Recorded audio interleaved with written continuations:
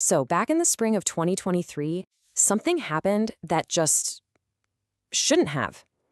In a matter of weeks, we watched three of the biggest commercial bank failures in American history go down.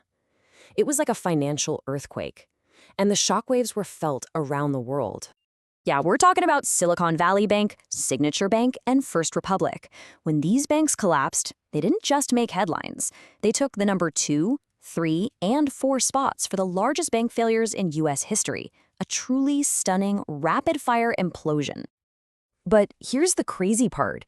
This didn't just come out of nowhere. It wasn't a sudden shock. All the warning signs were there, hiding in plain sight for anyone who was willing to look. So that's the real question, right? How did everyone, from investors to regulators to the boards themselves, completely miss them? Let's follow the clues and find out. Okay, our first clue is something that on the surface actually looked amazing. It looked like success, and that was growth. But this wasn't your normal, healthy kind of growth. I mean, this was growth at any cost. So fast, so reckless, it should have been setting off alarm bells everywhere. Get this, 271%. That is how much Silicon Valley Bank's assets ballooned in just 3 years. And that single number, that's really the heart of the whole problem. It's unsustainable expansion completely disguised as success. And to put that into perspective, SVB's insane 271% growth just dwarfed everyone else in their league. And they weren't the only ones playing this game. Signature Bank was right there with them, expanding at a breakneck 150% clip. And the market? Instead of questioning any of this, they were rewarding it.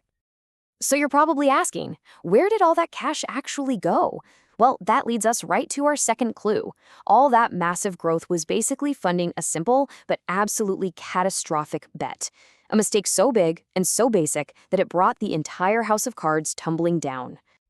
What you're seeing here is a super simple cause and effect. On the left, you've got these banks just loading up on long-term bonds. Back when interest rates were practically zero, they were making a huge bet that those low rates were here to stay.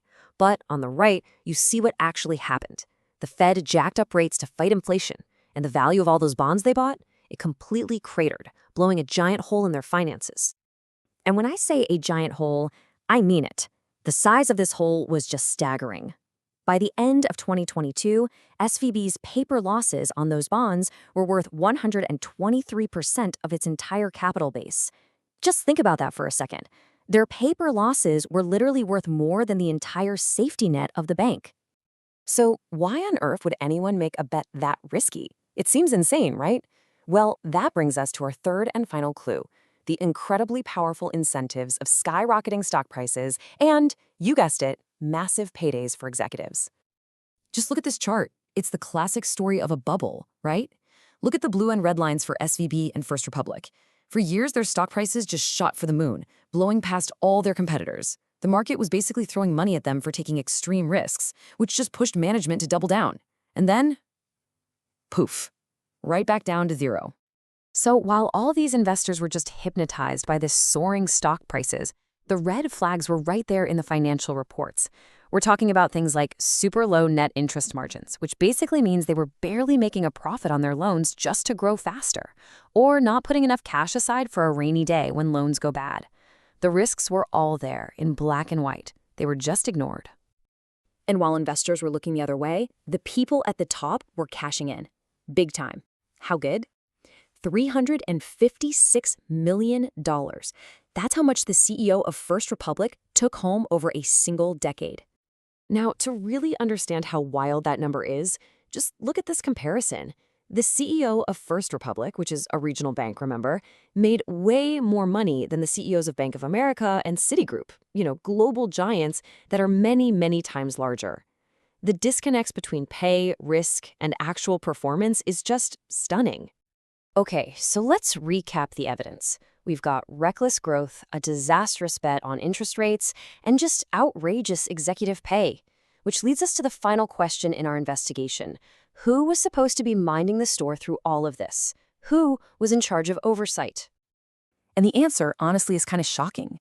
The boards of directors at these banks were completely unqualified for the job. They had no senior directors with high-level banking experience. They had no former regulators who might have known what to look for. And this is the big one. Not a single person on these boards had ever managed a bank through a liquidity crisis before. They were basically sailing blind, without anyone who could spot the iceberg right in front of them. You know, this really gets to the core issue of accountability. After everything fell apart, there's been almost no way to claw back any of that massive executive pay. This quote from an advisory firm proposes a simple, powerful idea. If you're an executive and you run a bank into the ground, you shouldn't get to walk away with the rewards. So, after all this, what's the big takeaway? The clues were right there the whole time. It was a toxic mix of reckless growth, terrible bets, and a complete failure of oversight from the top down. And it leaves us with one crucial and frankly pretty scary conclusion. Unless investors demand accountability and boards start putting qualified experts in charge, this isn't a question of if it will happen again, it's a question of when.